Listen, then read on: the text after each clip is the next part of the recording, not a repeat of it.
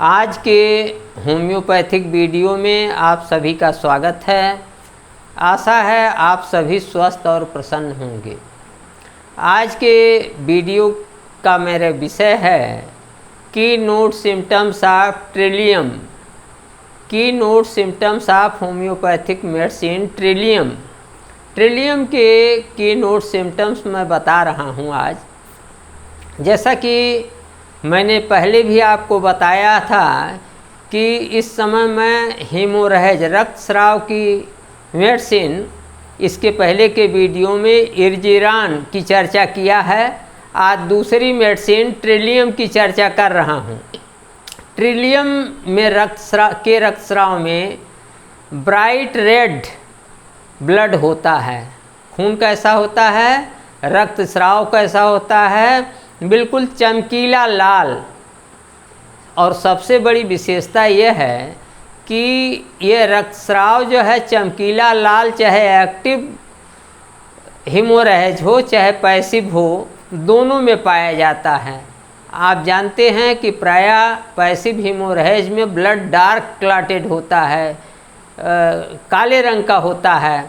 लेकिन यहाँ यह है ट्रिलियम के केस में, चाहे एक्टिव रक्तस्राव हो यानी रक्त धीरे धीरे रिस रहा हो या झटके के साथ इन गसे जा रहा हो, झोंक से आ रहा हो, दोनों स्थितियों में रक्त का रंग जो है बिल्कुल चमकीला लाल होता है। ट्रिलियम ऐसे मेंसेज में बहुत लाभदायक है, ऐसे मासिक परेशानी में बहुत लाभदायक है जिसमें प्रत्येक 2 वीक में रक्तस्राव हो जाता है।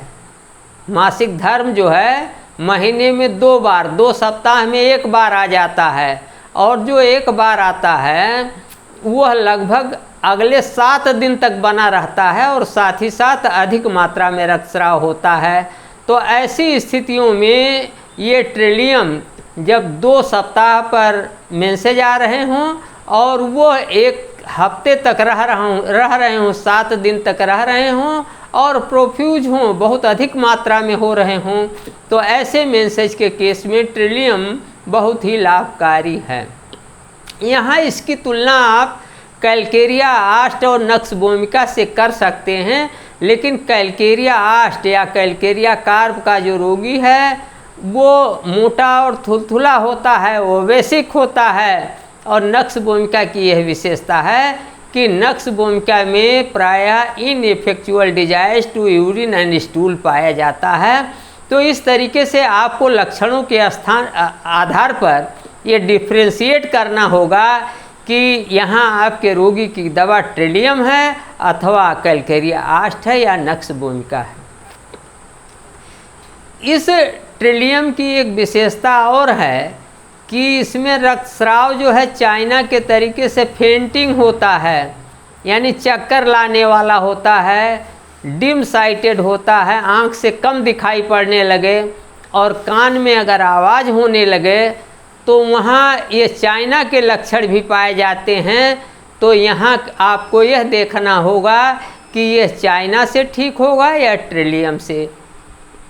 अगली बात यह है कि यह पोस्ट पार्टम हीमोरेज में, यानी बच्चा जनने के बाद जो रक्तस्राव होता है उसमें, या क्लाइमेटेरिक में, यानी मासिक धर्म जब बंद होने की अवस्था आ जाती है उस समय अगर जांघ में और कमर के एक छोटे से हिस्से में ऐसा प्रतीत हो कि सब कुछ टूट जाएगा, गिर पड़ेगा, और रोगी ये सोच रहा हो कि अगर ये आपस में बंधा रहता तो अच्छा रहता, तो अगर यह लक्षण पाया जाता है तो पोस्टपार्टम हीमोरेज और क्लाइमेटेरिक दोनों में ट्रिलियम बहुत ही लाभदायक दवा है।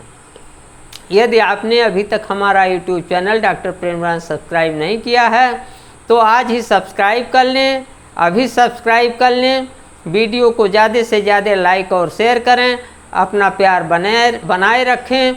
आज के वीडियो में इतना ही, अगले वीडियो में फिर मिलूँगा। नमस्कार, मैं डॉक्टर प्रेम नारायण।